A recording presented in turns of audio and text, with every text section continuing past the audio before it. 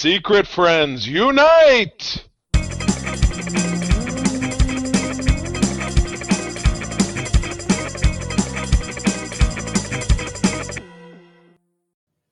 Welcome to the Secret Friends Unite podcast, episode 516.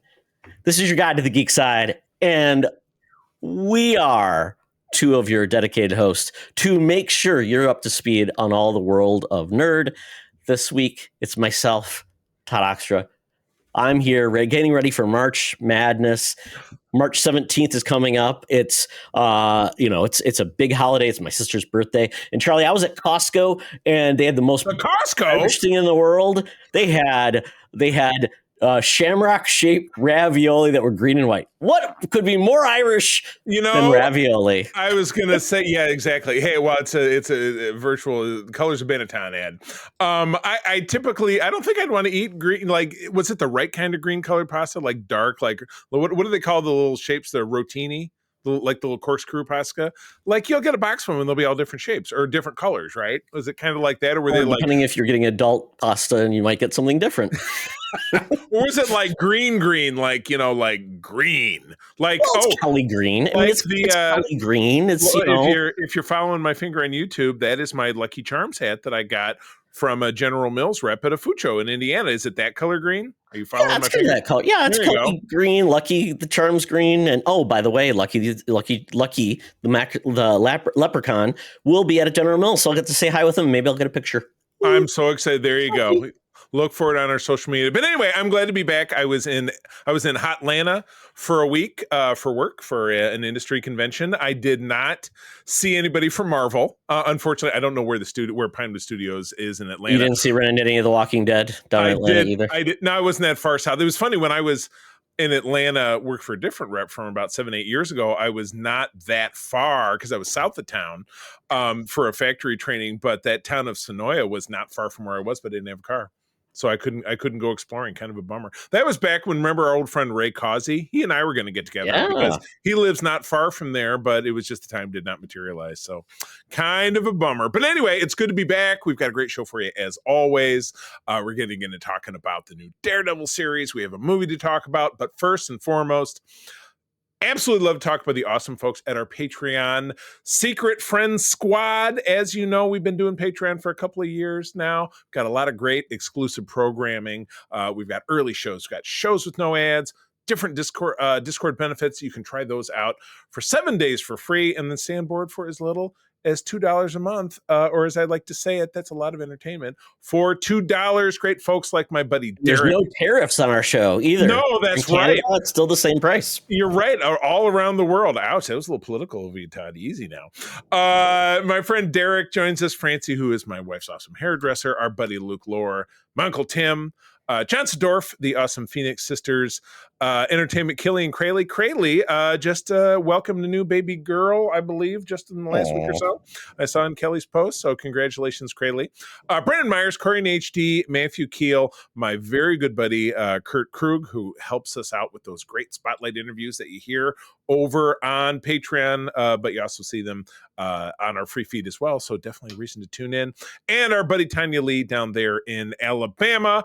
And of course, our awesome secret friend, Super Duper Squad, the folks who help us make it all happen, the great Nias family of the Twin Cities, Sean, Stella, and Henry, which actually segues me back to Todd to talk about something else the Nias family's helping us out with.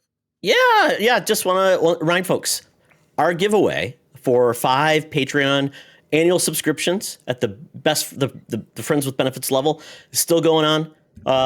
But the good news is you don't even have to do as much as you had to do before. Now you just have to email us with the subject Patreon giveaway, and we'll pick winners at random. So, enter. There's nothing to lose, and you could win an annual subscription. So thank you all for joining us along this journey, and we want you to benefit as a friend with benefit. And of course, that email is secretfriendsunite, all one word, @gmail.com. It'll be in the show notes, I'm sure.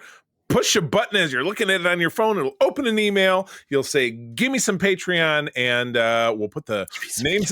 We'll put the names in a hat. We'll shake it up. We'll do one of those, like, what do they do? Like the lotto numbers. Oh, we'll put it in Todd's bald guy hat, flat cap.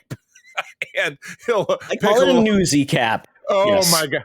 My buddy Jonathan Snedeker, who I do one of our Patreon segments with, he's my bar buddy at Brewery Vivant here in Grand Rapids. He's a bald guy too, and he always wears one of those. So I've been thinking about getting one, and I still have hair, but I think they're very stylish.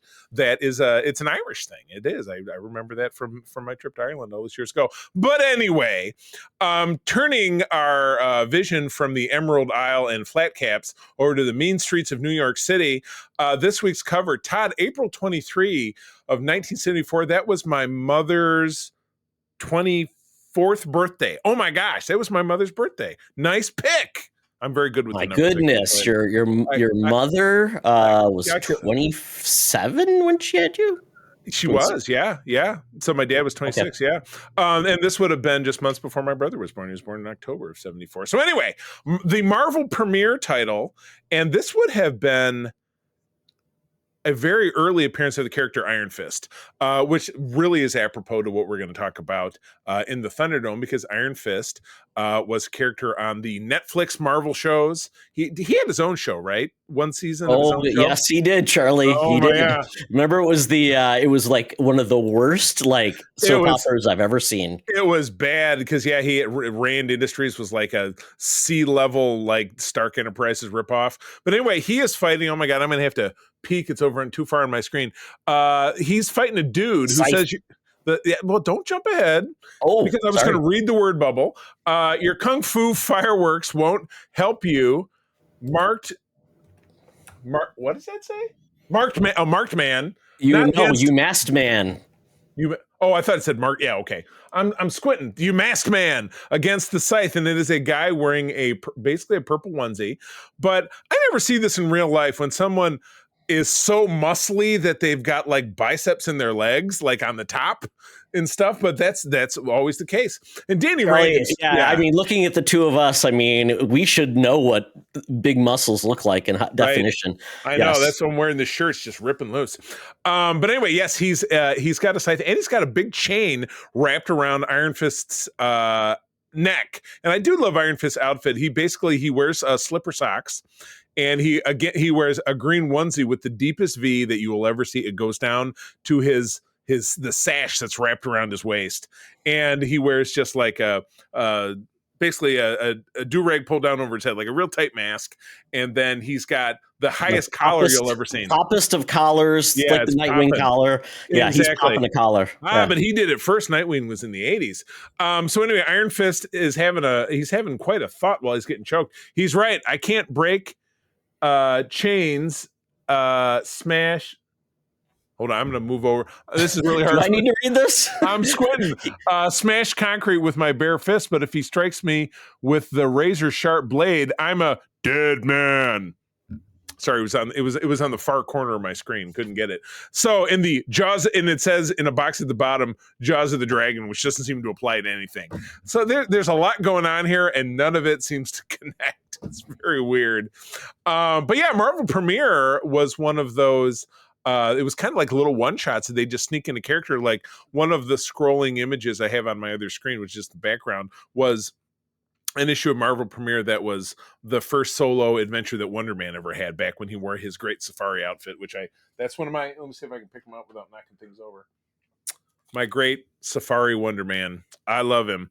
The leisure suit, hero costume. But, you know, I mean, this is kind of interesting because Iron Fist had been, he trained in Kunlun. He basically was reincarnated. The next, you were going to say reinfisted, because every generation there's basically someone becomes the Iron Fist. Oh, is it like the transfer of power and ability? It's like Buffy the Vampire Slayer or Apocalypse from the X-Men, right? Or in the movie anyway. Yeah. But apparently he'd been traveling to New York, and there was a big bust up in this. But yes, essentially Marvel Premiere, everybody got like a couple of issues to go in there. Basically, I think to get a gauge, like, would this character really deserve his own book? Right. So yeah, Iron Fist is one of those characters, and I think he finally started gaining traction. And I don't know what put the two of them together, but when Power Man and Iron Fist came together, that's when they those characters really got a lot of synergy for success and really got some momentum. And that was, I think it was like early 80s. Yeah. Their title was, because this was 25. Well, we know this is 1974, but yeah, I think their title started in the very early 80s, and it ran for a 75 issues, maybe closer to 100.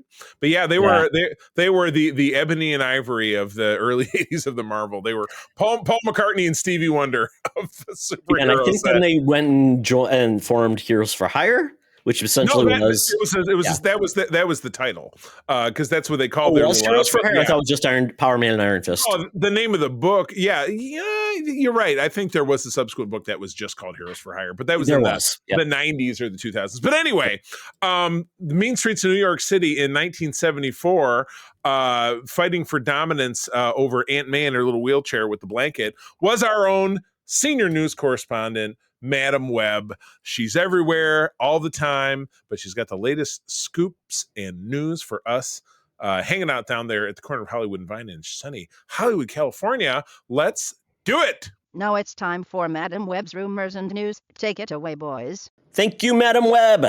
Madam Webb, we watched the Oscars this last weekend. It was a fun show. They always have the stars, who left us in that year. And once again, you escaped being on that. You lived another day, 125 years young, maybe 125 years more. Right. Yes. We want to have her with her when she's 250. All right. What are some really questionable movies that have been made about board games in the last 20 something years? I think of Battleship is the big one. I think of Rihanna. Was it Rihanna? Yeah, okay. It was Rihanna, where you're supposed to believe that she was. Yeah. What was the second one you said? Oh, the aliens. Aliens. It was an alien invasion, and the battleships had to take them out. She was a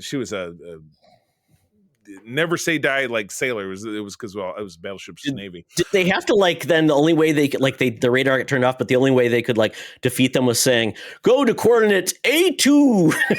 and you saw a big red peg kind of fly in the sky and go. Boop. Is that what they do? I don't know. I'm waiting for the Cards Against Humanity movie. That's gonna be. That'd be a great one. But anyway, Lionsgate, provider of movies, is making a Monopoly movie. And the screenplay will be written by the Dungeons and Dragons Honor Among Thieves writers. You see, that's a movie that I enjoyed. But again, that's great. It's not exactly a board game. It's so much better. It's such a fun movie. Yeah, I love that movie. Love the cast. It was great. Yeah. That was a fun one. So, but anyway, the writers, John Francis Daley, who of course got his start on Freaks and Geeks when he was a kid in the year 2000. I love that show. I think he was an actor on that show. He was the main character. Yeah. You didn't know that? Was he? Oh, okay. Got it. Yeah. With, what's her name? His sister was Linda Cardellini, my Italian cousin. Cardellini. That's right. Yeah, exactly. And that was the show that launched Seth Rogen, and it launched James Franco. James Franco. Yeah. We don't talk much on James Franco anymore, unfortunately. Yeah. Oh, geez. I don't know. You'll have to fill me in later. I don't know what he did. Oh, yeah. Yeah. And the third guy was who's Marshall on How I Met Your Mother. He did the Muppet, and then there was the other. Yeah, there was the other nerds around the show. Yeah, a lot of good ones, Martin Starr. Yeah, Martin Starr. Yeah, that launched a lot. But anyway, so it's him and his screenwriting partner Jonathan Goldstein, who are behind that movie. He wrote a Spider-Man: Homecoming and Horrible Bosses too. Exactly. Yeah. So yeah, he's and he still acts. He was a regular on Bones, I think, which was a show with Emily Deschanel that my wife loved that show. Bones. But yeah, Monopoly movie. What are they? I mean, you know what? Let's hold on a sec. Let's tot a movie here. Give me a paragraph on what the Monopoly movie could be about. Just a paragraph. So, and this is going to be produced by Margot Robbie and her company Lucky Chap. Quite honestly, she knows something about toys being put on film. But if you want my pitch for the Monopoly movie, do it. Pitch we'll go there. This is a rise of fame for a young boy born with a monocle and a mustache, made fun of. He was homeless, and every time he walked around his city, He was kicked around Baltic Avenue. The railroads wouldn't let him on. Electric He would company. walk past the prison. He'd go past Get out of that go jail. sign, and he would get robbed every time. And he ended up finding a trinket, a little toy dog that was actually worth a lot. So he took that toy dog, took it to Pine Shop, got $50. He invested that $50 into a slum, became a slumlord, and then took everything over. That is the story. That's the story of Mr. Monopoly. Monopoly. I want to Yes. see it. It did. Yeah. So this has been in development hell since 2007. Ridley Scott was supposed to direct this film? What? Yeah, exactly. So I'm going to go out on a limb here and say that when this does happen, watch out. Because I think... I like the writers, and I think they could do something so weird that could be so much fun. What if it's like war games, Charlie? Like you got kids actually like online trading, but they don't, or playing a game, and they don't realize that they're actually planning a city. And then, like it's something weird. Just go weird, go crazy. God. Let's have fun. Yeah, I guess. Oh my goodness. There was a skit on SNL. You might have seen this too, where John Lovitz plays Mr. Monopoly. It was great. Like the character Mr. Monopoly gets out of like prisoners gets them out of jail because he has those get out of jail free cards, and they have to accept it. Well, I'm just as a quick sidebar, reminded me of John Lovitz as in the when they did a sketch back in the 80s that was the alternate ending of It's a Wonderful Life, and he played Mr. Potter. Yes, where Mr. Potter. They just all marched down there and beat him to death because he ripped off George Bailey. All right, well. I can't even talk about what's coming next because the month of April is giving me like my two most favorite modern shows coming back for a second season. So Todd, by all means. All right. So yes, we've got The Last of Us 2. We'll hit on the good news, which is we got a new trailer for Last of Us season 2. And it's showing a lot of new things, especially a lot of like threats, which is great. We've got the clickers in the winter snowscape. We've got explosions. We've got Ellie that basically it sounds like Joel finally revealed what happened at the end of season 1 as well. Yeah, because she confronts him. So we feel like that's what that is a part of the game. Kind of that the consequences of Joel's actions come back to haunt him in season 2. We do get more views of different characters that are going to be part of this season. And it's definitely going to be a wild ride and definitely not a feel-good story. So season 2 can't come soon enough. We're in April for that, and it's going to be great. Probably 10 episodes is what I'm guessing. And they were a lean 6. Unless they decided to expand it. Okay. No, it was only, which is great because it's a super easy watch. It's amazing what they did in 6 episodes, one of which was the expanded story about the couple that was not part of the game. So basically they took the game and did it in 5 episodes and covered the whole thing. Yeah, it wasn't the game, but it was just like a little... We met that character. Right. Yeah. I remember seeing that. And then, and it was just kind of like taking that moment and then like in the game, you just met that character. You never found out anything about it, but I liked how they expanded that. So, they did it well. So we did get a little bit of pivots to basically incorporate the first season for the first game. This is the news that might be a little surprising to a lot of people. Yeah, I thought so too. So, there is no Last of Us Part 3 announced game-wise. So those games have always taken a long period of time. Basically, it's at the beginning, like the end of the PlayStation 3 is when Last of Us Part 1 came out. Yeah. The end of the PlayStation 4 is when The Last of Us Part 2 came out. Well, now it's been 5 years since the PlayStation 5 has been out. And typically it's 3 more years before we get a new console. And they have not even announced this game is coming out. And they've already announced a new game that's coming out that is going to be completely different than Last of Us. It's called Intergalactic, which is a space adventure game. They've done Uncharted before that, too. It's The Most of Us instead of The Last of Us. Exactly. Yeah. So yeah, you're right. The series creator Neil Druckmann has said, "Don't hold your breath." That's kind of a bummer.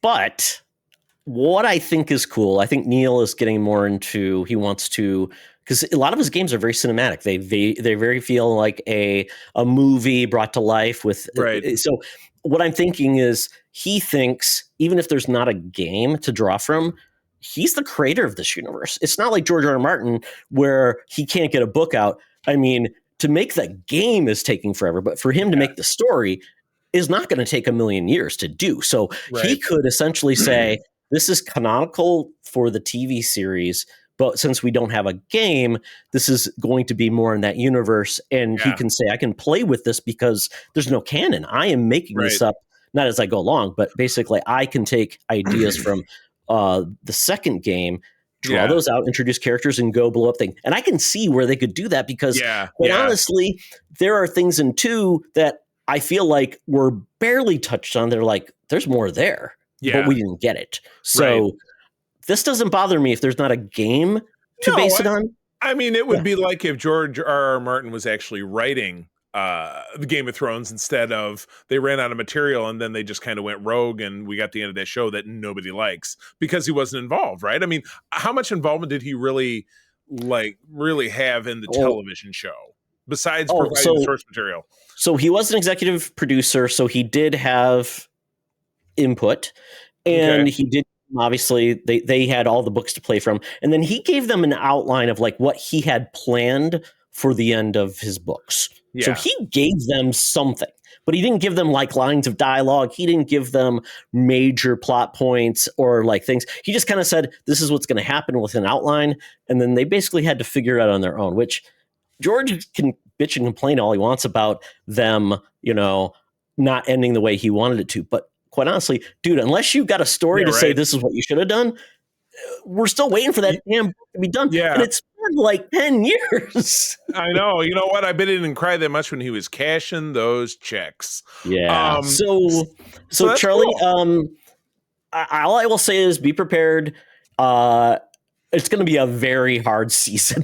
This season or game does not have a lot of positive and happy feel-good moments. And they're breaking it up, right? Because that's what I heard another podcast talk about. They're breaking it up in this second game into seasons 2, seasons 3. That's absolutely. And there's a way they can do that. Makes total sense. It makes total sense, gotcha. And we'll see how that goes. I will, that means that it's going to be another several years before I can even watch the cutscenes movie because it would spoil season 3, right? By the sound of it, or I'd have to know where to stop. I'd have to know where to stop it. So if I watched, did you see the cutscenes for the first game? Okay, sure there was things that were there, but I would say don't worry. But if you don't want to be spoiled, don't worry, be happy. Yeah. Oh, cool. Well, I can't wait. That is April 13. And then the next week we get Andor season 2, which I mean, the trailer for that, which I'm sure you guys talked about last time, was just, oh my God. The vibe of that new trailer was pretty cool because it makes you feel like, for everybody that thought season 1 was too snoozy, it's giving you a lot more vibes. We're going to be blowing down. Yeah, blowing shit up, and it's going to be great. All Rebellion is live and televised. Yes, exactly. Yeah, with that great song by Steve Earle, who I know a little bit about Steve Earle's music, but he was a recurring character in The Wire because he's a Baltimore guy. He was, I think, the guy who ran the AA group. And yeah, he's just one of these like down and dirty musician dudes. But anyway. That's so weird. To finally have it. It was kind of like when Star Trek did the Enterprise theme. It's like, that's an interesting choice. I don't know that I would necessarily compare the two because the Enterprise, the Faith of the Heart thing is so reviled. People can't stop talking about it, and it's been 20 years since that show got canceled. It's horrible. All right, well, moving on. Kevin Bacon. 6 Degrees to Kevin Bacon. You know what I watched last night that I hadn't watched in a long time? Because something tipped me off to Wild it. Things? No. Great movie. I did watch that. Movie. I watched that last year when I was in a hotel or something, just because it's some time to kill. But no, I watched the X-Men First Class where he was the villain. God, he was so I know that was your favorite X-Men movie for a while, and then I followed it up with Days of Future Past, which is my favorite X-Men movie. Oh yeah, and then I unfortunately said maybe I'll just keep going. I did. Yeah, I did. Stop yourself, Charlie. No, I didn't, but I will stop myself from watching The Dark Phoenix. That's not happening. But anyway, Kevin Bacon is back on Prime Video with something called The Bondsman, a new horror comedy series. Oh, from Blumhouse. Okay. Has Blumhouse done a comedy really with their horror yet? I mean, Megan was kind of a comedy, and Todd, you're going to have to watch it. Is Hard Eyes them? Is that Blumhouse or not? Because I've heard that's like a rom-com. I don't know. Eric talked about that exactly. movie. I don't recall anything that jumps out to say comedy from Blumhouse. Yeah. And this is all 8 episodes of this show will drop on April 3rd. So it's just a little less than a month from Amazon's doing that? That's crazy. That's weird. Well, they do. It's like Reacher is on right now, which I assume you haven't. That's why I'm not touched upon it. But it's in my pile of shame. Yeah, it's digital pile of shame. Get caught up, man. But no, they did 3 episodes, and now they're back to doing 1 a week, which sucks because like the episode 5 was just out, and it was a super cliffhanger. It was like getting the school of thought around the whole the big drop versus the weekly drops. Some people love it, some people hate it. I mean, I know to your point, your stance is if from a marketing standpoint, if you drop everything at once, it's there and then it goes away. Nobody's talking about it. So I don't know, but sometimes they also remember how when Marvel dropped Echo all at once, and we were like, well, it must be because it sucks, and it didn't. It was good.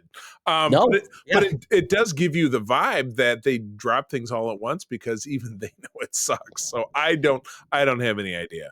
So anyway, this feels like it's not the first horror thing Kevin Bacon's ever done. No, he's done Stir of Echoes, which I really like that movie. Yeah, Tremors. He did Tremors. Well, he was in his. If it was not his first role, it was very early on, the very first Friday the 13th.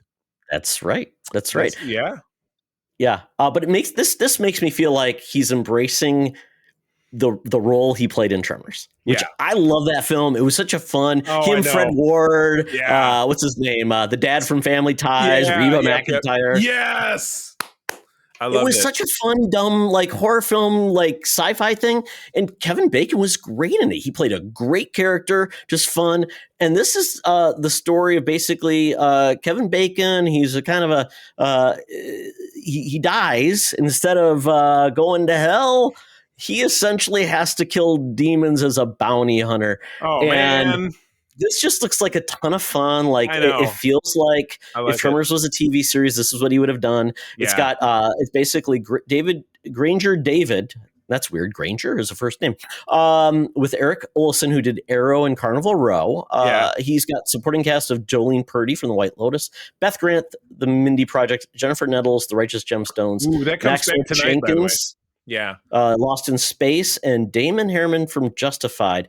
So, but if he dies or if he doesn't get a demon, he goes to hell right away. And part of this is he wants to get his life back together. So he's going to see if he can get back to playing in his band, get them on the road and make things right with his maybe ex-wife and his kid. And he's got I think it's his mom is kind of like his sidekick along the ways, which is an older lady, which might be Jolene Purdy, might be the old lady. I don't know. Gotcha. No. You know what? It's funny you say if he doesn't get one, he goes right back to hell. It's kind of like do not pass go, do not collect $200. So maybe this will tie back to that Monopoly movie. I'm just saying maybe that's a plot line. I did like sure. Yeah. We'll see. Jennifer Nettles, I think is she the old lady? So the other lady is not the old lady. She's kind of like his agent in hell. Yeah, no, Jennifer Nettles. Nettles is young. She's in in Sugarland. Is the Sugarland, which is a country group. But she's the main character in The Righteous Gemstone, which comes back. Okay. That's a super cool show. That comes back. Beth Grant is the older woman that you see. Okay, she was in the mini. I got it. You'll know her when you see her. She'll be like, "Oh, I recognize that lady." Yeah. Right. So there you go. So anyway, just a couple weeks from that. All right. April 3rd. Fun story that I heard this about. It's on another podcast, but everybody knows the number one sniveling yes man in George Lucas's life is Rick McCallum.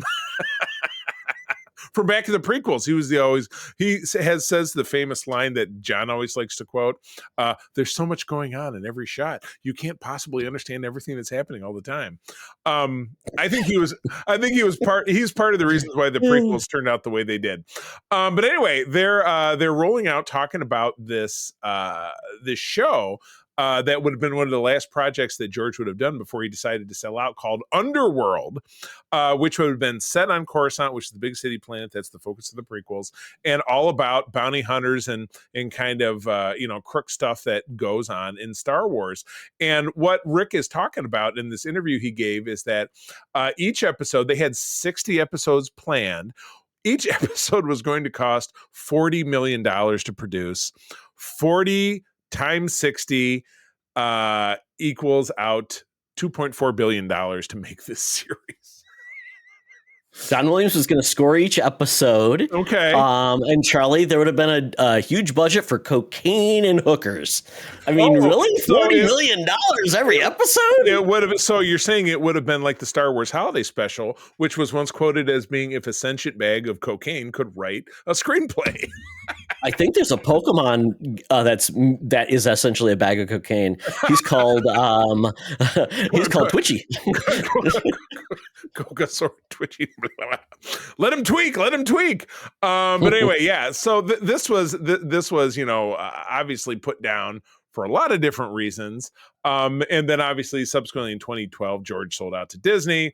And we still got Kathleen Kennedy, and she gave us Mando and Ahsoka and Obi-Wan and Andor, which comes back. I feel like maybe she didn't touch Andor that much, and that's why it's so good. I don't know. Maybe it's just my vibe. I have no idea. Let him cook, Kathleen. Let him cook. Exactly. So I can't even imagine what a $40 million television episode could possibly look like. What's the most expensive? Is it Game of Thrones? Was that the most expensive? Probably. TV series? I'm just going to look it up.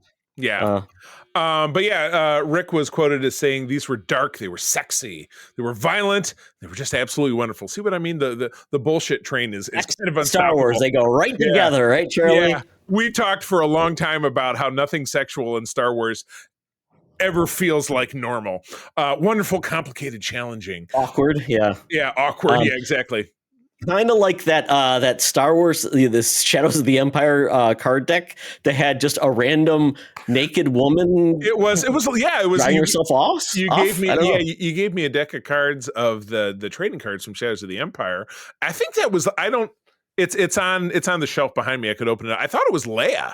And don't make me go and look it up. It didn't look like Leia though. It's weird. I mean, but it was yeah. But anyway, what other women were in that book? It was Leia, and there was the replicant who was the assassin, but she was blonde. I think it was Leia. I'm sorry. I'll look it up when we're done here. When we're waiting for the show to upload, I'll reach over and get that binder and I'll confirm it for you. So this is what I found. There was an article from Collider, most expensive TV series. And I think at this point, because it keeps going, but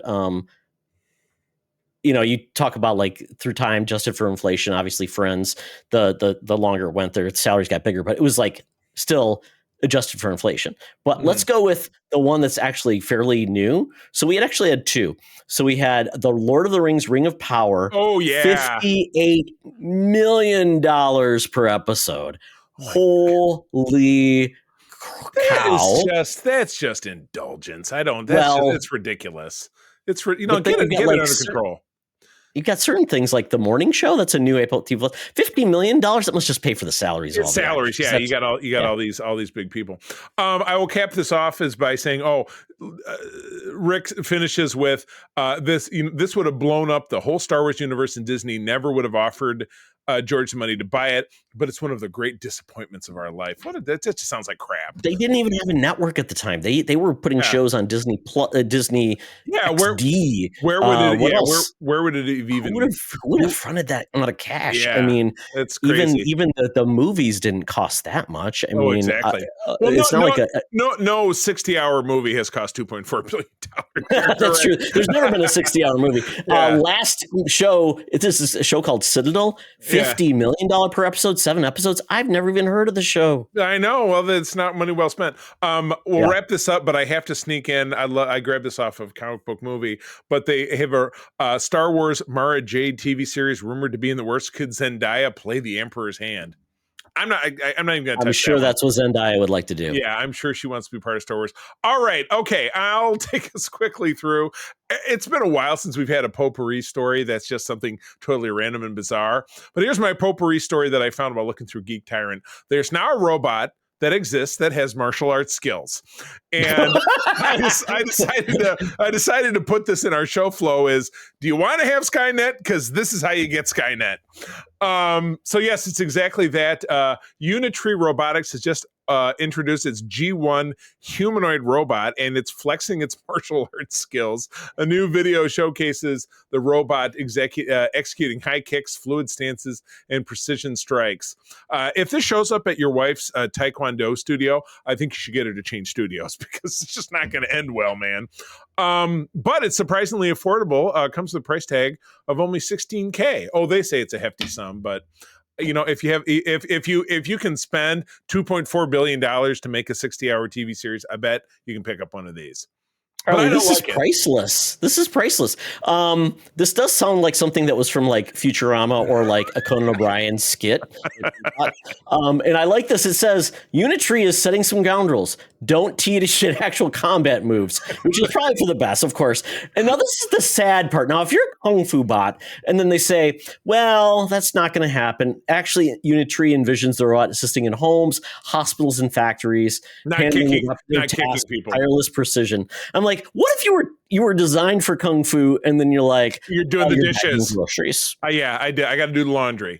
So that's what's going to cause a robot uprising, because these robots will eventually, they'll develop feelings. It'll just be the Cylons. Think about Battlestar Galactica. This is the series Caprica, because that was, the robots are just doing construction jobs and they're walking your dog and they're picking up dog shit in your yard. You know what I mean? Then all of a sudden, they're bombing all of our cities. I think it's a bad notion.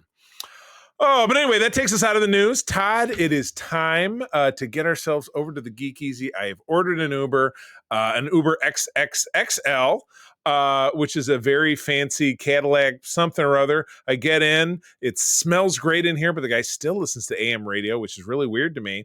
And doggone it, if you wouldn't know it, here's a very familiar advertisement. Hey, Secret Friends Unite, let me tell you about Zencastr. We use them for our show, and now they're supporting us. Zencastr is now the all-in-one solution making podcasting easy. It's the ultimate web-based podcasting solution. Provides high-quality audio and video podcast production and hosting. With a full suite of professional tools, podcasters can seamlessly record, produce, and publish studio-quality content, all from one dashboard. Being a creator has never been easier. And we chose Zencastr because of the ease of use, high quality output, and it makes it super easy for our guests to come on. We had multiple solutions we tried before, and Zencastr has just been the best fit for us. Why Zencastr? It's now super easy to record a podcast with Zencastr. Log in using your browser and start recording a high-quality podcast right away. Record studio-quality sounds and up to 4K video with your guests. Feel a sense of zen knowing Zencastr's multi-layered backups ensure you always have your recordings in the highest quality, even if the connection is unstable. Have you ever worried what you sound like? Zencastr's post-production process makes you sound buttery smooth. It automatically removes those ums and ahs in your recording. It removes those awkward pauses in conversation too. Set the right podcast loudness and levels while reducing background noise with a click of a button. So if you're interested in making an easy, high-quality podcast just with the click of a browser button, go to zencastr.com/pricing and use my code SFU1. You'll get 30% off your first month of any Zencastr paid plan. I want you to have the same easy experiences I do for all my podcasting and content needs. It's time to share your story. Now back to the show. Talk nerdy to me. Talk nerdy to me. We're sitting in the Geek Easy, cover bands playing, drinks are poured, and we are ready to get our nerd on. So, Charlie, I don't know if you finished this, but have you finished Friendly Neighborhood Spider-Man? Oh, dude, come on now. I'm a Okay, Spider-Man guy. just want to confirm. Okay, I'm a Spider-Man I guy. Absolutely. finally finished Friendly Neighborhood Spider-Man. It was 10 episodes long. I believe it was released weekly for the most part, I believe, or maybe they dropped a couple here and there. But this is Marvel's, I would say, true second animation project with Disney that really beyond like other shows that have been out like Devil, was it Devil, Dinosaur, and So Girl? Some of something those shows that was for adults, as it were. I would say that felt more in the wheelhouse of like the old days when it was Spider-Man, the animated series, and also, X-Men, the animated series, kind of like those, both two things. So this show, though, really successful to me, did so much good. And while it felt like MCU at times, it obviously wasn't. It pivoted in ways I thought were great. Like when there was that battle with the airport for Civil War, Spidey wasn't there. It still happened. The Sokovia Accords happened. Yeah. I loved this because it was a heel turn in the first episode, and I love it how they brought it all the way back around to connect the first episode and the last episode. But it was that moment with the big fight with Doctor Strange shows up that made you feel like a lot of these elements still existed in the MCU. Like Nico still went to that other high school he ended up at. You know what I mean? Spoilers, by the way. Sorry. Show's been off for a while. My apologies. People have probably watched it. But like all those other things still happen, but he didn't meet Ned, and he didn't meet, MJ. Though I feel like Ned was already his buddy before high school, but I don't know. It doesn't matter. Yep. I felt like there was some interconnective, and there's no Norman Osborn in the MCU, because remember in the No Way Home, when Willem Dafoe comes in, he says, "My building isn't there and my apartment isn't there." So strike what I just said, because it doesn't make any sense. This is definitely a totally separate entity. This is 612. I don't know. 610-12 exactly. But yeah, I really, really dug it, but it makes you wonder, because we never really did see how Tom Holland Spider-Man got his powers. But was it something like this? It was probably nothing like this, but it was great. And the guy that they got to voice Peter Parker really sounded like Tom Holland. I mean, they really absolutely nailed it. I loved Coleman Domingo being Norman Osborn. Coleman Domingo was the main villain in Fear the Walking Dead, which is the first time I ever saw him in anything, and he was fantastic. He's the new, how you used to see Sterling K. Brown and everything. He's the new Sterling K. Brown, because he's in everything these days. Oh, it's great, and you've got like some really good voice talent. I mean, let's see, Grace Song is an actress you've seen before. Hugh Dancy, Charlie Cox, obviously playing Daredevil, which just a little bit of Daredevil. He was really good in the one episode, but just a little bit of Charlie Cox playing that voice character. And I'm going to ask, okay, pause for a second. Spoilers, don't listen right now. Who is the girl at the end of the episode with Daredevil? Can't remember the character. I Masked. I don't remember who that was. I don't remember now, because it was a while back now for me. So nothing was spoiled. I just asked a question. Nobody knows. But I really like the turns of characters. Like, I loved how they handled Doc Ock. I love that scene where he's getting taken down. So classy, so good. Then we get another character. I'll just say his name. If you'll have to watch, figure this. Tombstone. I'm like, that's such a cool take on Tombstone. I'm like, that's neat. I like how they did the turn. Because the origin of Tombstone in the comics was mingled with Robbie Robertson. They grew up on the streets of Philadelphia together, and Robbie had written a report or something that got Tombstone thrown in jail or whatever it is, and then that's when we met the character. That was actually from the Spectacular Spider-Man run of J.M. DeMatteis, who you and I talked to yesterday. I think he created that character, if I'm not mistaken. Oh, really? Okay. That's cool. Oh, yeah, I remember in that, because he was really John. I remember, was it John or Sal, the brother Buscemos? Sal. Yeah. Sal. I loved his art style, because it was different take. It was a little bit more hard edged, and it was already cool. And I do remember that Tombstone and the way he was drawn was very cool. Yeah. But yeah, I mean, there's so many cool things that are going to be followed up with season 2, which is amazing. Yeah, it's great. I loved the whole. Where the first episode goes into the last episode, and you get that connection, which is amazing. Dug it. And then we do get like where we're going next, what they're going to do. And then there was one thing at the very end. I won't give it away, but that is once again another piece. And I think you know what I'm talking about, Charlie, where May visits someone at the very end. It's like, oh, that twists things a little bit more. So right. I love where this is going. It's fun. I'm very pleased with Marvel animation so far. Obviously, What If is the first one they did, but that was a little bit more just playing around with the MCU. Proper. Yeah. But I want to see more of shows like this, where like we get a Fantastic Four cartoon, an Avengers cartoon. They're branching out. And do some crazy, wacky things. Maybe get your West Coast Avengers series, Charlie. Yes. It could be fun.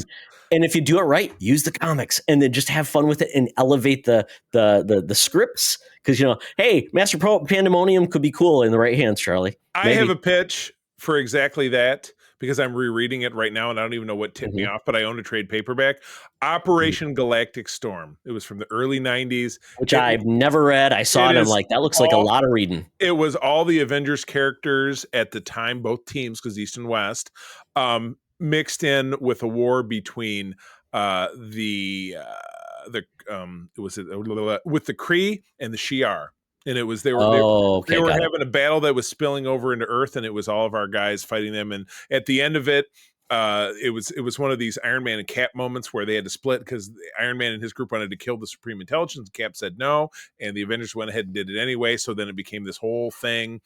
I would love it. That would make a great like little mini series if they but all the weird characters, Living Lightning and Quasar, like all the 90s characters were in there. Yeah, that's interesting. Yeah. And then the Shi'ar is even weirder with all of those characters. You can bring in the Starjammers, you can bring them in. That's fun. They did. They had it was Eric Masterson Thor at the time, and he one of the issues because it crossed over through all of the individual titles of the characters. So it was Thor, Quasar, Captain America, Wonder Man, his title, which I love that I know nobody cares about Wonder Man. Rick Jones was because it was spinning off of the Kree Scrolls. Was Rick Jones part of what was the character Rick Jones, like the Negabands and Captain Marvel. Was that he's right behind me, Captain Marvel. Do you see him behind me? But Captain Marvel. Captain Mar-Vel.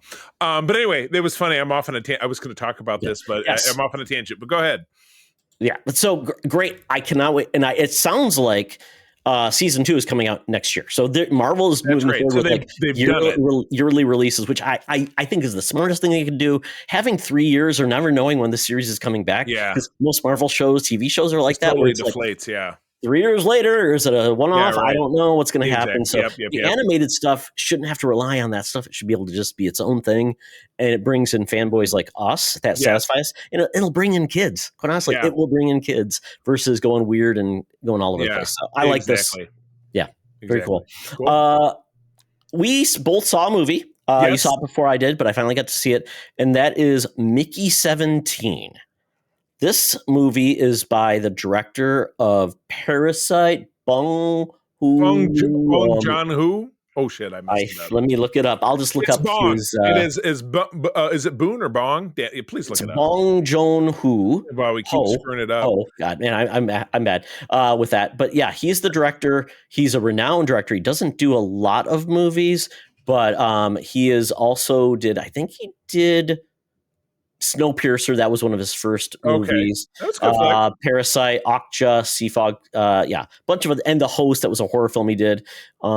I thought he also did Last Train to Busan, where it was these zombie, which I heard is a really great movie about zombies on a subway in Korea, South Korea. Oh, nice. So, so this is his sci-fi take based on a book called Mickey 17 about the future that's very weird. And essentially, and it was if I get the weekly guys were talking about this, it's the very near future. It's like 2050, something like that. And it's funny. The one comment the one guy made is, well, the politics seem very similar, which is funny because that's exactly what you get out of the main antagonist, which is played by Mark Ruffalo, and he's wearing big teeth. And and Toni Collette is his wife, where she just basically, Charlie. What brought me to them is I felt like I was watching Jim Baker and Tammy Faye. That's what they seemed like to me, tied in with some other things, but that's what it felt like because it was like in the near future. Basically, they're sending off this vessel to Find a planet, to 'cause- find a new planet. yeah. New Nephilim is what they're calling it. Yeah. And to survive Niflheim. that long, they take all these people, and he's this Mark Ruffalo's character. He is a discredited politician, but he gets to be the commander of this vessel to go Right. forward. And he holds little group therapy sessions where it's a Trump rally. I'm sorry, we're gonna come It's right out and say very it. weird. It's Yeah. like a TV show. It feels like Yeah. televangelist. There's a religious bent to it, and then you Right. get all these people going to support there basically and repopulate it.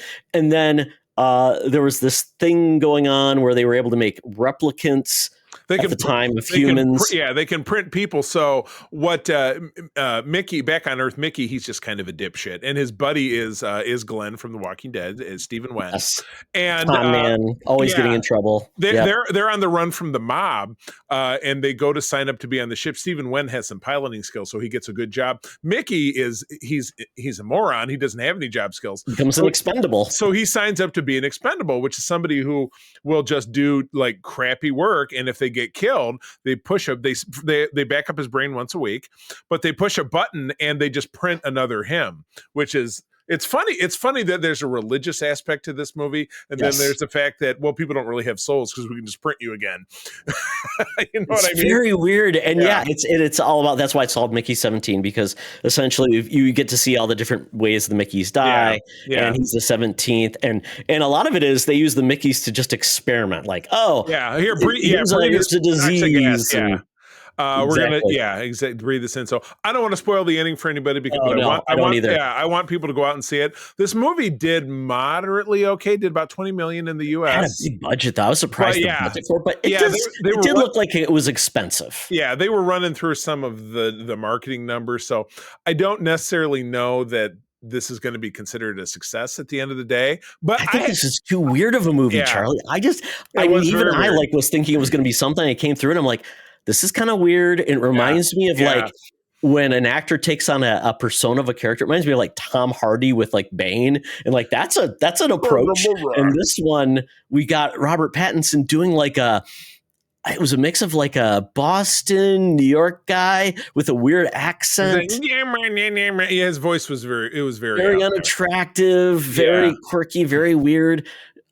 More of a sexier movie than I thought it was going to be, which was odd. You're right. There ended up being some stuff about thruples and some bisexuality, and there's just a lot of weird. It was weird. This film, very weird movie. I mean, I enjoyed my time, but I'm like, the tone was just kind of sometimes all over the place. Yeah. So I'm like, I don't know. It was interesting. They were trying to have a message, but then they weren't trying to have a message, and it was just But anyway, I would say go see it, decide for yourself. It's fun, but if this movie is not a big success, it'll probably end up on streaming pretty quickly. Who's the studio? Where do you think this might land on streamers? Oh, good question. Because it's Warner Brothers, so it'll be on Max. It'll be on Max. Yeah, probably. What are they? 3 months now? They usually movies come out 3 months later. Depending on how well it does. If it does really bad, it could be 3 weeks. I think they're smarter about it. Give it time. Maybe it'll get some momentum. I don't know. Maybe so. But anyway, all right. Well, I'll jump through some stuff real quick. I'll jump through one that I've seen and then one that we watched together. Now, correct me if I'm wrong. You've seen the show I'm going to talk about, right? Because I feel like you've mentioned it before. The only reason I know of the show is because my wife has been watching the show. She's watched full seasons. Well, I will say that this show is a perfect example of having marketing shoved right up your butthole, because ads for this showed up not only on Paramount Plus, but on other streamers. It's a show called School Spirits. Like everything, it's filmed in Canada, but it's the blonde gal from Cobra Kai. Yeah, what's her name? Peytonless. Thank you very much. And the show kicks off, and she appears to have died in her high school. And she's a spirit that is stuck within the confines of this building. But this is a high school that has been around for at least 75 years. And there are other ghosts in there of other kids who have died. And so the entire first season is her trying to figure out what happened, because she doesn't have any memory of it. And on the outside world, her mother, who is a struggling alcoholic, and her father has died previously. And the only person that can see her, because it's a typical thing, people can't see ghosts. The only person who can see her is her male best friend. So he can see her. So he's trying to help her on the outside. She's trying to help things on the inside. There's a big twist at the end of the first season that jumps us into the second season. And then I thought the show was over for good. We were able to rock it through because it's 2 8-episode seasons, not hard to tackle. But then I thought the show was going to end for good. The last episode dropped just this week, and then there's a twist at the end of the second season. But the problem is because of the writer's strike, the seasons were 2 years apart. So when do I get to see season 3? In 2 years? But we enjoyed it. I mean, Todd, you and I both have enjoyed, teen shows like, we watched Buffy and Dawson's Creek back in the day, and all, Smallville or stuff, Smallville obviously leaned to have obviously more of a fantastical or superhero bent. This is a little bit more the occult. It's not violent. It's not grisly or anything like that. But it is a widely encompassing, winding mystery of figuring out who's behind all of it. And you think it's this, and there's a mystery. Well, and there's more ghosts than just her too, right? Well, yeah, that's what I said. Yeah, there are ghosts There's one from the late 50s, one from the early 60s, one from the 70s, one from the 80s, one from... So you can do more with this. You can play around with it. Yeah. Right. Yeah. So they kind of move it back and forth. So I think it's fun. I'd recommend it again. It's on Paramount Plus. And the way they got to me is that the people at Paramount are advertising the shit out of this thing, because obviously they can do that to me because I'm there. I'm watching the Star Treks because I talk about the Star Treks on Code 47. So I'm on the Paramount app every week.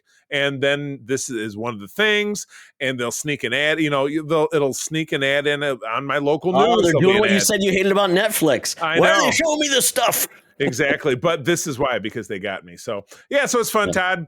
If your wife's already watching it, jump in. It's not going to be that you will not have a hard time picking it up if you just have. No, she said season 2 was a little too slow though. So it was like pacing was a little bit drawn out. She felt like it is, because they introduced a situation that seemed pretty easily resolvable that doesn't happen until episode 8. So yes, you're correct. I agree with you. They do sneak in a pretty cool dance number to David Bowie's "Let's Dance." So you might not have guessed that. You might Ghost Prom. It was not a ghost prom, but it was a homecoming for the living people. But because the ghosts are stuck there, they go every year. So they had a dance routine they developed over 40 years to let. Do the ghosts complain like music was better in my day? They must do it off camera, because that does not end up coming up. All right, finally, we have our first show on the MCU that is really jumping in fully force with pulling back in those Netflix characters. Now we've had Charlie Cox's Daredevil twice in the MCU. We've had him in Spider-Man No Way Home, which we talked about a little while ago. And then we had him as a great turn in She-Hulk, which I absolutely loved. But now he's back with his own show. And to say it's tonally different than those other two things that I mentioned is a whopping understatement, because, oh my God. I had to, Todd, I took a page from your book and I shared this on our Discord. I have absolutely no idea what happened in that other Daredevil show. I don't remember a damn thing. I watched the recap I think you posted. I did, because I watched it while I was gone, and then when I was gone in Atlanta, and then when I came home to and sat down with April, made her watch it, because I said, we're going to go into the show. We're not even going to have anything. And still watching that, the stuff with the opening sequence with that villain, my brain didn't even connect to what I had seen in the recap video, because it was so-and-so and this and that. But it's basically, the character in question it's Daredevil's top villain. So, I won't spoil it for you. We'll keep, because this just dropped. If you watched the previous seasons, you know who it is. So, I mean, he came back. For purpose of this, I want to keep it kind of spoiler free, because it just came out. But yeah, they showed that fight scene in a, like, they released that scene earlier. They showed that fight scene in the stairway before. So it's like, I don't even think they care if they spoil anything for anybody, to be honest. I mean, people are either going to watch it or not, but this is kind of ripped from the headlines, because you've got the return. Oh, excuse me. We also had Vincent D'Onofrio return as Kingpin in Hawkeye, and then we had him in Echo as well, which spun off of his appearance. And they touch on that and they do. I believe in some of it, yeah. But they're basically, and you got this out of the trailers, the Kingpin is decided to go straight, so to speak, and run for mayor on the platform of he's basically like, and it's funny because J. Jonah Jameson in the comics was also once the mayor of New York City. But J. Jonah Jameson's focus at the Daily Bugle has always been, I'm going to take down Spider-Man because he's a vigilante and, he thinks he's above the law. So the Kingpin says, my platform is mayor. And of course he wins. Sorry, that's not a big spoiler there. It's not like he's going to run for mayor and lose. What the hell kind of storyline would that be? But his platform is, I'm going to take down all these vigilantes. But Matt Murdock has since given up being Daredevil, but we certainly find out by the end of the first episode, maybe they're not going to have a show called Daredevil where he's not going to be Daredevil. So I think he's going to be Daredevil. Wow. No, they're going to change the title to Matt Murdock, Attorney at Law. Yeah, right. And then She-Hulk will show up, and it'll be around. Exactly. It'll be an ongoing. Twerking. There'll be funny cases of the week. I mean, it'll be like Night Court, but even more funny. Oh my gosh! Goofy. So people are blowing up about this. They absolutely love it. Todd, where do you land with this? Do you think they did it? Did they resurrect the character? I mean, episode 1 was definitely a surprise. They did a lot of things. I mean, the fight scene is really excellent. Some of the violence was crazy over the top. Yeah. I didn't realize it was going to be that way. Yeah. So I really like that first episode. Episode 2, we are introduced to, there's a separate plot line with a certain character. I guess I didn't remember, and they didn't actually go in the recap, Charlie, a certain White Tiger. That character, I didn't know much about that character. Was that from the other show? I think so. I know the character because White Tiger, big surprise, is a Spider-Man character from the 70s. It was that Spectacular Spider-Man that JM was the writer for. That was one of the first original characters introduced in that book that had not shown up in the Amazing Spider-Man first. And yeah, he was a recurring guest hero who would show up and help out Spider-Man with stuff. I think I've seen him even on like he was in the cartoon, one of the Spider-Man cartoons too. I mean, he was in this. He's portrayed as being a middle-aged guy. In the comics, he was a fellow student at Empire State University, where Peter Parker attended college. So they changed it, but because he talks about his amulet, which is the thing that gives him his power. So that was that really threw me off. But obviously it's going to be a big part of this. And we're also, judged by the trailers, going to get not only the return of John Bernthal as the Punisher, but we now know the Punisher is going to have a spinoff one shot, which I'm sure you talked about last week. Oh, well, I'll share something. I don't want to spoil it, but I'll share something with you. But that character is interesting. Okay, I guess we'll know more. So I like that. My biggest concern, once again, I feel like it's like Superman always taking on Lex Luthor in the films. After a while, it gets old. Right. I hope there is more to this than just, once again, Kingpin and Punisher. Because I've heard there is going to be a secondary villain where maybe Strange Bedfellows, but after a while, you can only have Daredevil beat the shit out of Kingpin. Well, it would be like if Spider-Man was always fighting the Green Goblin. You know what I mean? He's got a rogues gallery, and in the comics, anyone be like, I beat him and he got in jail, but then 15 to 20 issues later, he'd be back again, and then it would be the same thing. So, you got to rotate through them. So you're right. I would hate to be like, that's the only villain there. But speaking of Spider-Man, it's good though. I enjoy it. Yeah, Spider-Man did get a name drop when the Kingpin is delivering his stump speech. He's like all these freaks flying around and the guy with webs. So some clickbait headline I saw. Did he mention somebody else too? He did. I don't know if you mentioned another character. Made it sound like, this means that the Spider-Man is going to finally show down with the Kingpin. Kingpin is originally a Spider-Man character from the 60s, who became more of a Daredevil villain in the 80s with that big storyline. It probably made sense because, quite honestly, Daredevil, his power level is low. So it makes sense that Kingpin would be a bigger threat to him than, say, Spidey. Because even though Kingpin is quite formidable, big man, even though in this he seems to now have superpowers. He slimmed down. He slimmed down too. Right. But he had superpowers in Hawkeye, like he was invulnerable. Seemed like it, because he was like tossing people, and he got run into by a car and an explosion stuff. But anyway, this is great. So this is a Tuesday, 9 p.m. I felt bad because I was recording with Mark at the time, and I'm like, hey, can we go a little earlier so I can sneak in some Daredevil? Because I was dying to see it. But yeah, it's a timed release, which, you know, they dabble with that. Must-see TV. They dabble with that to bring back Must-See TV. But anyway, that's it for the GE, the Geek Easy. I've got my phone out. Got my Air Qantas app up because we were booking our flight to the land down under, where Hologram Tina and the mutants impatiently await for us to talk about non-MCU Marvel TV shows. Let's do it. Welcome to another edition of Thunderdome. Thank you, Tina. The mutants have been gathered for a topic or a game to be entertained. And this week we're playing a game of Marvel TV non-MCU. So this goes back before the Disney acquisition, before the Fox acquisition. This goes back the very days that Marvel was a little bit behind the curve when it came to seeing their characters on the small screen. Right. And then all up until the days when really finally... any screen, because there were no Marvel movies back then. Yeah. Exactly. Yeah, you at best you got like a TV movie made for TV movies, which was a thing back in the day. Right. And those were pretty rough because the budget was based on a TV budget, not on a movie budget. So there you go.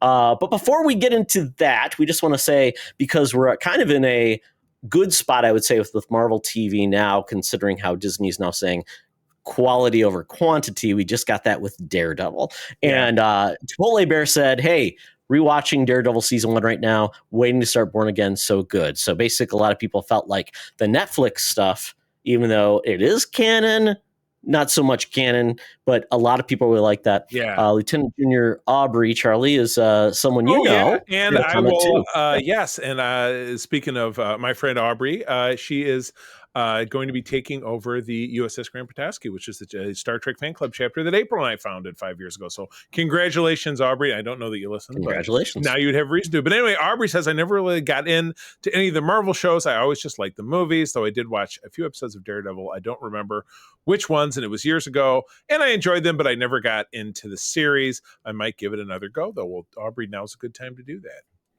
Yep. So we've got a couple comments about the non-MCU stuff, but Charlie, I think what we'll do is we'll go through the non-MCU stuff, and then we'll say what we feel is the good, the bad, and the ugly, essentially. Let's at that do point. it. Yes, absolutely. Yeah.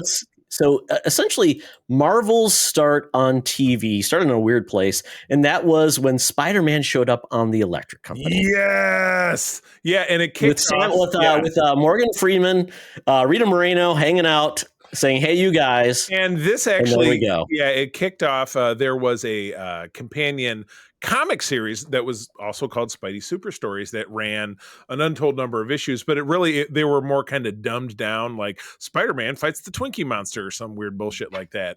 But yeah, this had 29 segments in seasons 4 through 6 of the Electric Company, and I love the Electric Company. Do we know where the Electric Company exists anymore, or is it just?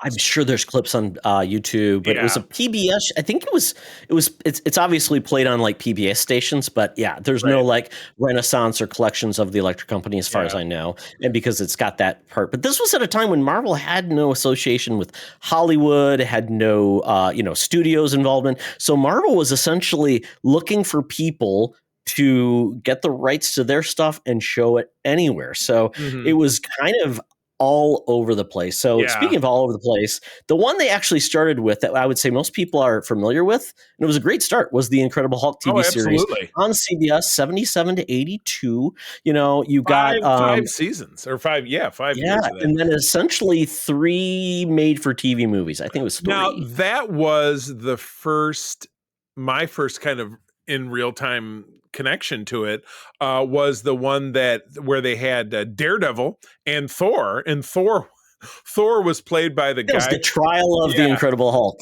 Thor was played by the guy who was in one of the American Pie movies. He was the bouncer at the gay club who taught Jim how to dance. That was that. And he's also a Disney guy. He's been in a million. He was in one of the Disney shows in the early 2000s. That's what I remember. And the other guy, I think Kurt just interviewed him for something because he was at Motor City or something like that.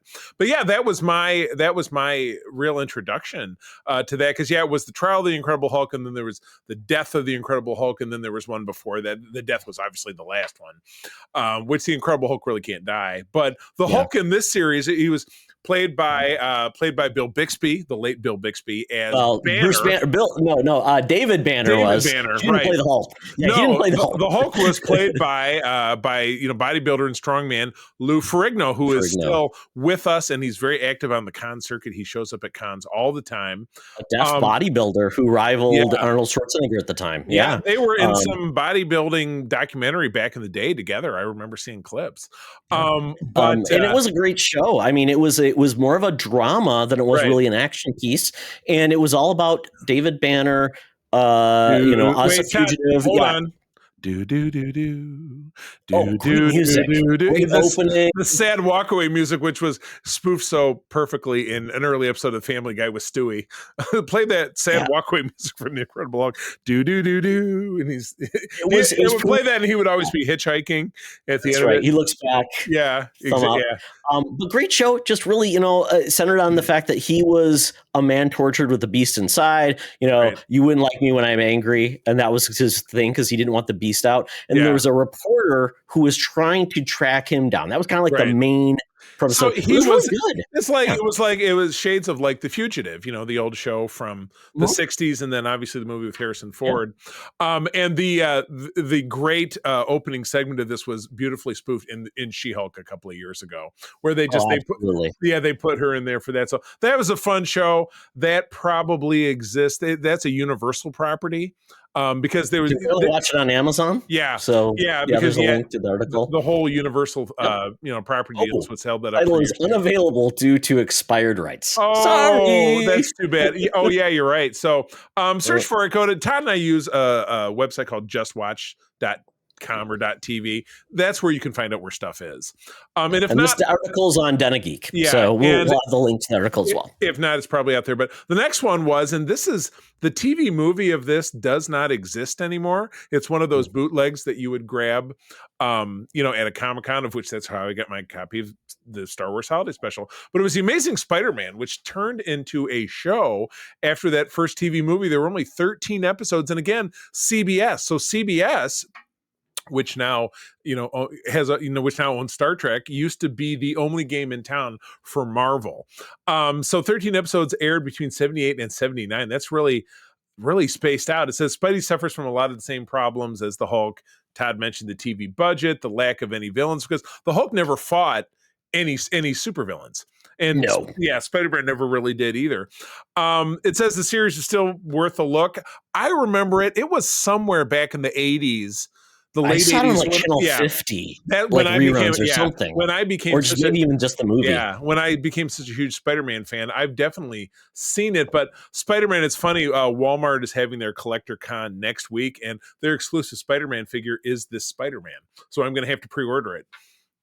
There was also a Spider-Man comic that had a picture cover of Spider-Man changing. Yes, ASM 262. Okay. And it was funny because I want to pick that one up because there was a facsimile of it made last November. So I got to hit some local shops because you know that I'm doing comic frames. That's my leitmotif. Not that actor, Nicholas Hammond. No, it was just a guy, Nicholas Hammond, who was also one of the Von Trapp kids. I don't know if you knew that. God, that's crazy. Isn't that so nuts?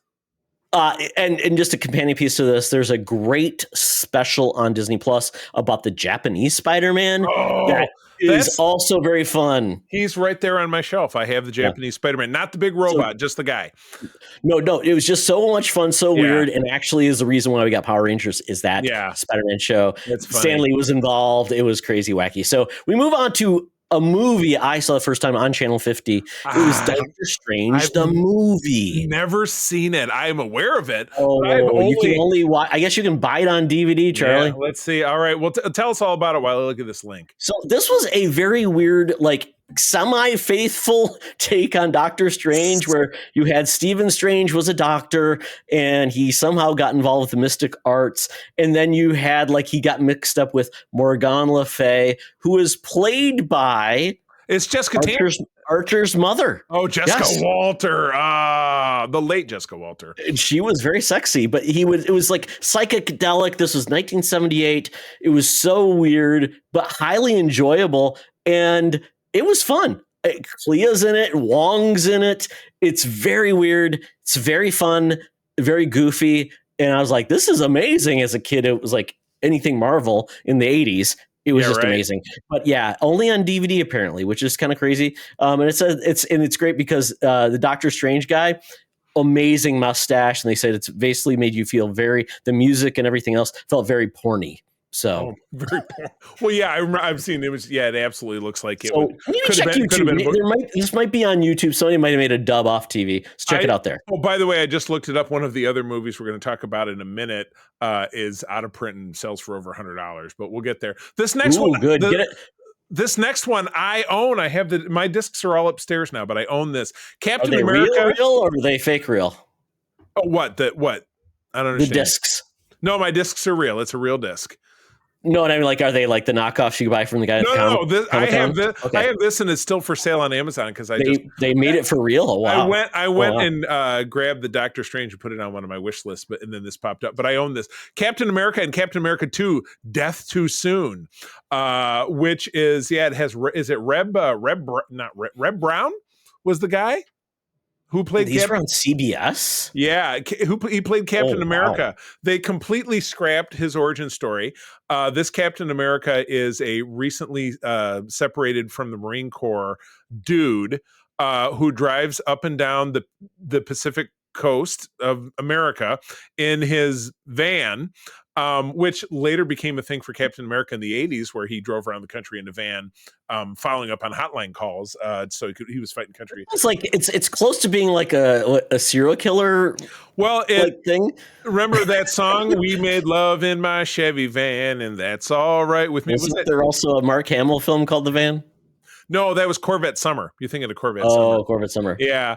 But anyway, yeah. So yeah, Reb Brown, who it's funny, there's a local a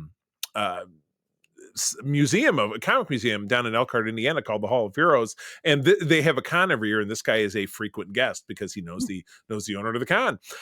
So it's very weird. He has a weird costume and a weird like motorcycle helmet, and his shield is just a plastic see-through disc, not like the traditional one you see behind me. It was very bizarre. So I have the notable thing I can say about the second movie is that the villain is played by Christopher Lee.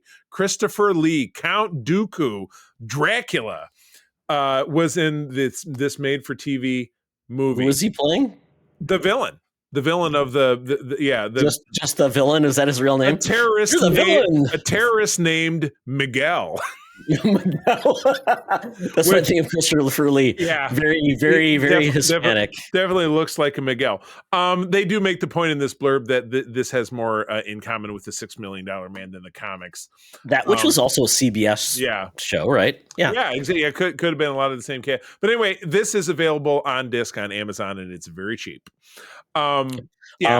We already talked about the next one, Thor: The Incredible Hulk Returns, all the way down. 1988. Yeah. Yes, we'll go all the way down to a movie that Todd and I got to watch together because this was when we were on it when we were together at MSU. Generation X.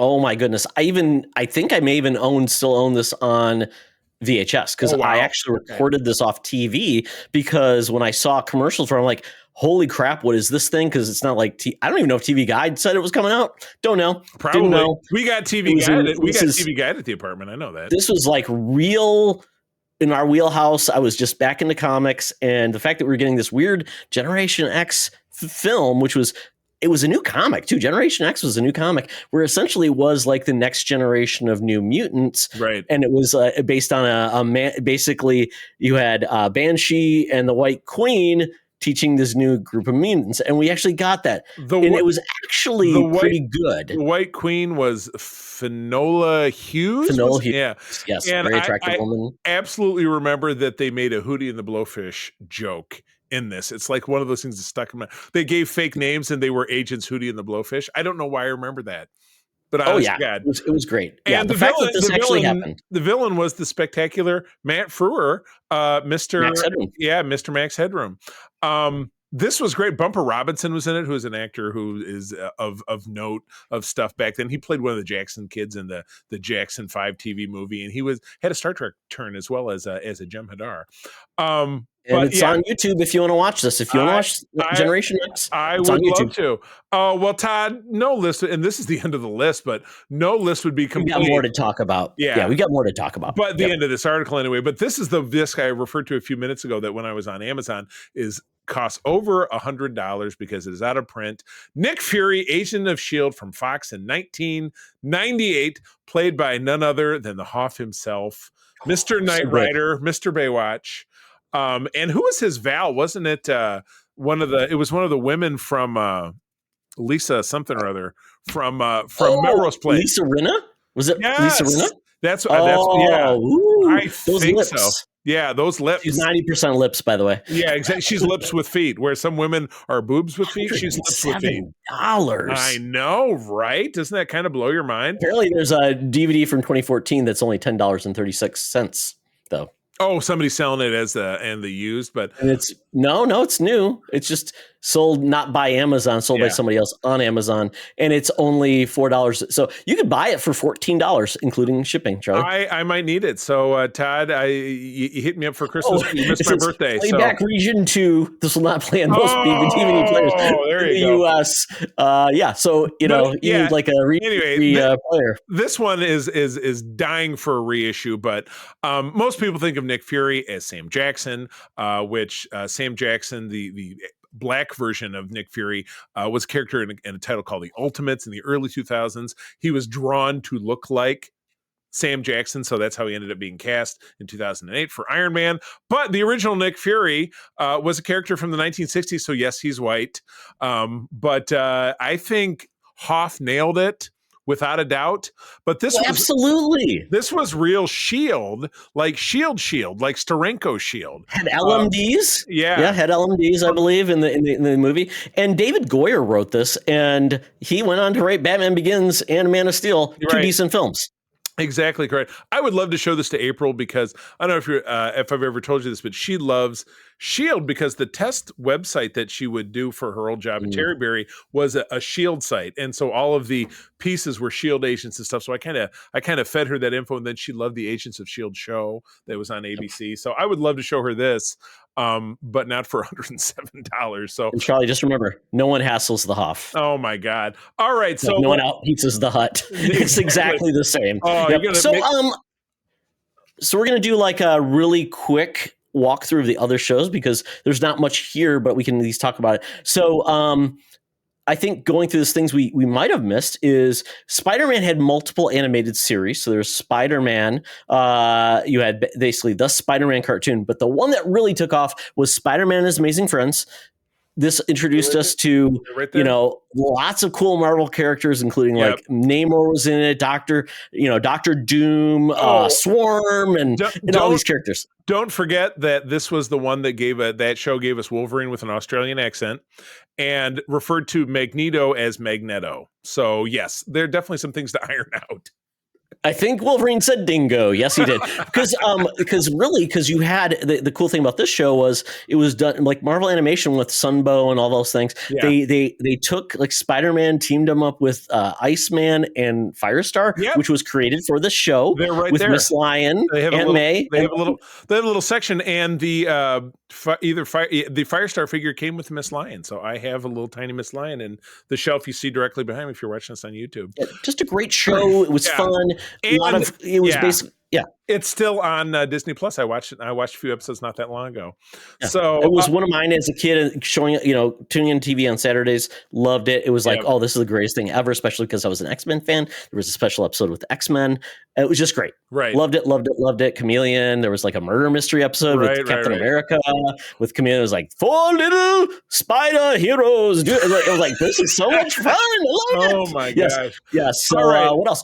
How about Blade the series, Charlie? You remember Blade the series on Spike Television? Not even remotely aware of it. I have no idea. 12 episodes, 2006, and it was it was a rap dude who played Blade. It was a rap dude. Who I was it? can't remember what his name was. You gotta click. Hold on. I'll look it up. I'll click. I'll do it. It was starring Kirk Sticky Fingers Jones. No idea who that is, and I know Okay, yeah. I know rap guys, and so I feel so much. Oh yeah, you know rap guys. I know rap guys, absolutely.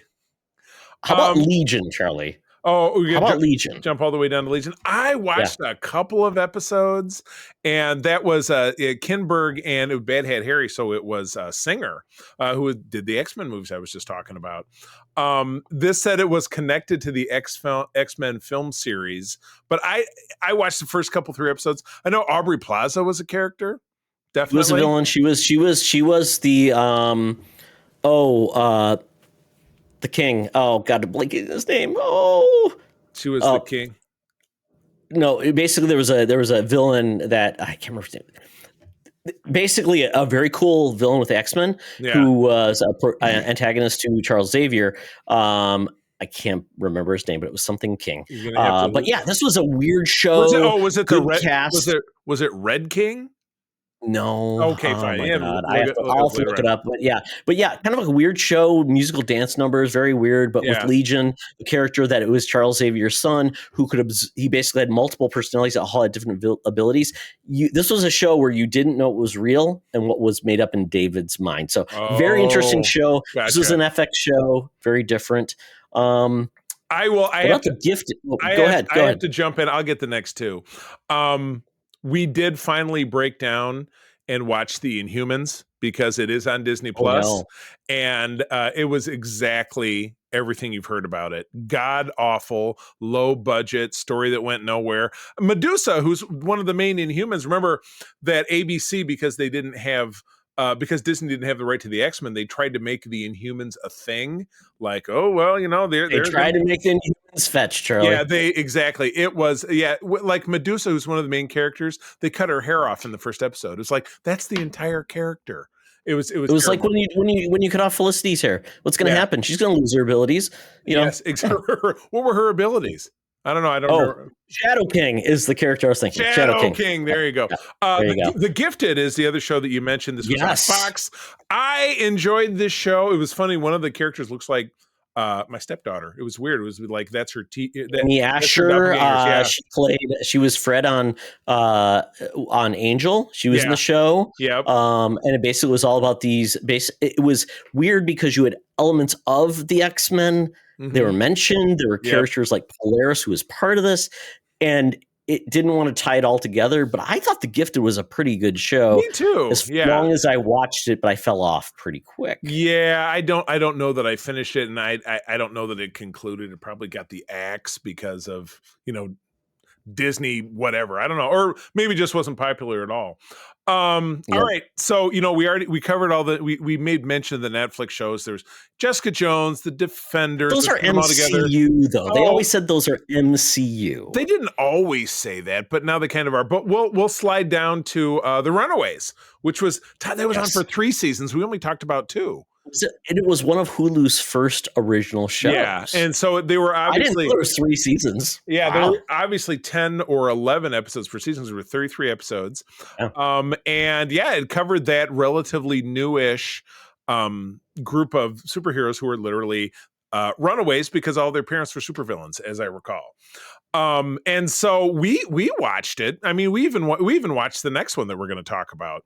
I thought Runaways first season was good. Good comic good first season. Went a little weird at times. They did a little bit different things, but a good attempt. I wish it was better. Yeah. Which then leads us into the next show, which always brings me back to the network that was ABC Family and became what, Charlie? Freeform, which that you know what Does I it think still exist? I don't do. I haven't had cable in so many years. I have no idea. I doubt it. I very much doubt it. But yeah, we're talking about Cloak and Dagger, which again, Spider-Man characters, spectacular Spider-Man characters. But yeah, they changed the setting to New Orleans, which makes no sense because they were a pair of again teenage runaways. A black guy and a white woman who became integral into themselves. I know the characters simply because of their time in Spider-Man, but again, it kind of feels like the Spumco. You take Spider-Man characters out of having Spider-Man around it, and where are they? You know what I mean? So clearly not a popular show. It was 210 It was episodes. very much like a freeform show, though. Yeah. It was so into the teen romance, and it's like Romeo and Juliet, like separated lovers. And there was a crossover between Cloak and Dagger and Runaways, which I never saw, but it did happen. Yeah, I wasn't even aware of that. And then the last one before we really go all the way into because everything else on here is the MCU, is a show that I never watched it. And it's a Hulu show from 2020, according to the showrunner, not part of the MCU, though obviously there was some questions around that. Hellstrom, one season of 10 episodes from 2020. So this is just from 5 years ago. We talked because we've been making the show for over 10 years. I know we talked about this. Did you watch any of it? No, it was so weird because it was about, Damon Hellstrom is like the son of Satan in the comics. Yeah. With, Defenders was like, he was synonymous with that. They did comics with it. But this was about his kids. There were two kids that were like, and they were investigating like paranormal stuff. And I'm like, okay, now this is just like, it just has the name on it. It probably has nothing to do with it. Right. But yeah, I remember that show. And I'm like, yeah, this was the death knell. Although there's a couple others that I did find that I do want to touch on. Okay. So any others that come to your mind? No, you caught me on the spot. I don't know. Hit me. Okay. So one of those shows was Hit Monkey.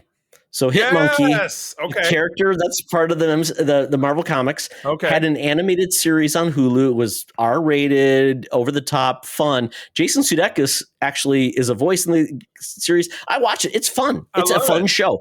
It's just weird about a monkey who basically an assassin is a ghost, and there's a monkey who essentially starts wearing a suit because all of his monkey friends got killed by groups, so he becomes an assassin. It makes no sense, but it's so funny because Jason Sudeikis is the assassin ghost. Oh my god! Can basically talk to this monkey. It's very goofy, very fun. It's over the top. How bizarre. The other one, Charlie, but this was a Hulu show in 2021. Okay. MODOK. Yes. Oh, I adored MODOK. I absolutely adored it because it starred my favorite comedian of the modern era, a guy who I've seen in concert a couple times. I'd love to meet in real life, Patton Oswalt. Awesome guy. He is a paragon of our community. He's a geek. Comic reading, great guy. He's been in a ton of different stuff, but it was the animated style of it. Kind of looked like Rudolph the Red-Nosed Reindeer. It was kind of like that style, if I remember correctly, because it wasn't really animated, but it was MODOK, who is he's right there on my shelf. I've got the traditional MODOK figure. It's Robot Chicken style for anybody who thinks. There we go. That's there. Yeah. So it's about kind of his life done in kind of a sitcom-y, like I just can't get any respect at work because he works for AIM, Advanced Idea Mechanics, the guys in the beekeeper suits. I'm sitting just out of frame of all my Marvel figures, but I've got a bunch of AIM underlings. Matter of fact, Wonder Man, who I picked up, his role on the shelf is he's standing. He has his foot on one and standing over him because I guess in this the Avengers are fighting AIM. Whatever. But yeah, fun show. But it was not popular and did not get picked up for more episodes, which is so funny. Yeah, I thought that show did so much, and I think more seasons would have been great for that show. But I totally get it, and I hope Disney Plus does some things, goofy stuff like this. Yeah. It'd be great. Have some fun with some of these properties. Like, who's dealing with MODOK anyways? Do weird stuff with them. I have one last show, Charlie. Any more in your wheelhouse? I'm going to rip through this list of pilots. There's a section. There was a pilot for. Oh, I saw that too. But I have one do we do one that's official first, and then we can do the on-air pilots? Let me just throw this in here right here. There's one that's Power Pack, which is a comic that April loves from 1991, which apparently did air on NBC, but I've never seen it and never heard of it. And then, really, I would love to find that. And 2 unaired pilots, Marvel's Most Wanted, which was to spin off of Agents of S.H.I.E.L.D. with 2 characters from that. And That's then right. The one that nobody wanted. They tried to make that happen, and nobody wanted that. And then The New Warriors, which was a great young hero team from the 90s in 2017, was developed by, again, Freeform. It was rejected and never found another home. I didn't know about that at all. So that's interesting. Aww. All right, you finish us up. Okay, this is the last one, and I mean the last one, but this is the one that just really boggles my mind how this actually happened, and that is Mutant X. This was a syndicated TV series in 2001 to 2004. A lot of actors you know of, including the actor who played Lex Luthor on Lois and Clark, basically played the head of these mutants, and it was syndicated. And it was intended to be a series about the X-Men, but they had to change the show for legal reasons, even though Marvel was a production company, Charlie. So talk about like not being brave enough to try something. But I remember that it got 3 seasons, 66 episodes. And I'm assuming this is available somewhere to watch. I remember being on, I'm like, I didn't even try to watch this. I'm like, this looks like trash. Yeah, and we didn't even get into the tons of other animated. There have been Fantastic Four cartoons throughout the years. Bad animated stuff. Yeah, of course, the X-Men, the Hulk, Iron Man, Captain America. Oh my God! All the in the 2000s, there's been Avengers series. There's been new X-Men. Yeah, like I said, new X-Men, more Spider-Man, Wolverine, blah blah blah blah blah blah blah. This was great. This was a lot of fun. And again, before we exit, though, Charlie. I know you want to exit because we've got to hit on a couple of the comments about people's favorite non-MCU shows. So Daddy Wally says, to be fair, the MCU existed when Logan was made, so I wouldn't count that, of course. But you could, I guess, because at the time, and because of Deadpool, I guess Deadpool really kind of counts. But he says Spider-Man in 1 and 2 is up there for him. So the original one's not amazing. Yeah. So I totally get that. And then Eric says X2 is my probably number 2, then Spider-Man 2. Good picks. Those are X2 and Spider-Man 2 are both great picks. Very good. So Charlie, now what would you say are your good, the bad, and the ugly of the non-MCU TV? Well, the good is Spider-Man and His Amazing Friends. The good, the bad, and the ugly. The bad would be because so many of them fall into bad. The bad would be maybe Cloak and Dagger. And then the ugly, God, I'm gonna have to go back to the list. I'll come back with my ugly after you go. Go ahead. Okay, my good would be The Incredible Hulk. I think that show, considering when it launched, what it did, that is the show that I think that was the wow, this is amazing that Marvel could pull that off. The bad, and I'm going to take this so bad it's good, is gonna be the Nick Fury movie. I mean, not good, but it's fun. It got it, and it was pretty good. So I like that. I'll also put Generation X. I just think those two are kind of married at birth. I got an ugly Iron Fist. We already talked about it. Well, that's MCU kind of, I guess. But yeah, I get it. I get it. Yeah, I get it. Still net. I get it. No. I'm sorry. The Inhumans. The Inhumans is the ugly. It's the absolute worst. Do they count that as anything? No. It's ABC. The same way they don't count Agents of S.H.I.E.L.D. I'm going to put Hellstrom as the ugly because that is a show that nobody watched, nobody wanted, and they tried to make fetch happen with just a name that nobody knows except for me and you. We're their audience. And it's like, what? Yeah. And you sound like Amber Says What from Seth. And I was like, what? I mean, what? Did we get like a cameo or maybe it was Damon Hellstrom where he's got like the deep V, he's got the thing, he's got the trident and comes down and hangs out with the Defenders? Probably not. And that was the only thing that would make me watch that show. Exactly correct. All right. Well, speaking of shows, that is our show. Thank you, as always, everybody, for joining us. Todd, where do people find you out there? They could follow me on the Blue Sky at Todd Oxtra, at Secret Friends Unite, and we're putting more stuff on Instagram, so follow us there at Secret Friends Unite, and you can see some fun things which actually then post to Threads, which means I can kill two birds with one stone. I do that when I share inflammatory stuff on Facebook.